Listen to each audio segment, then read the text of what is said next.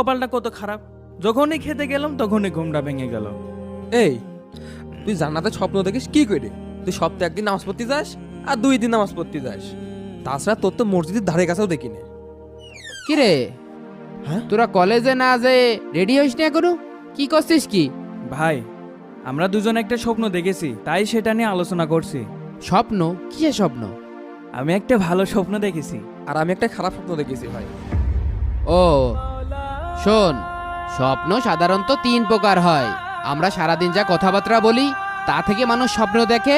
2 নম্বর হচ্ছে যে শয়তানের পক্ষ থেকে মানুষ ভয়ঙ্কর স্বপ্ন দেখে। আর 3 নম্বর হচ্ছে যে আল্লাহর পক্ষ থেকে মানুষ ভালো স্বপ্ন দেখে, যেটা হাদিস দ্বারা প্রমাণিত। তোরা যদি কোনো ভালো স্বপ্ন দেখিস তাহলে বুঝে নিবি সেটা আল্লাহর পক্ষ থেকে, আর যদি কোনো খারাপ স্বপ্ন দেখিস তাহলে বুঝে নিবি ওইটা শয়তানের পক্ষ থেকে। আর স্বপ্ন ভালো হোক বা খারাপ হোক, কাউকে না বলাই ভালো।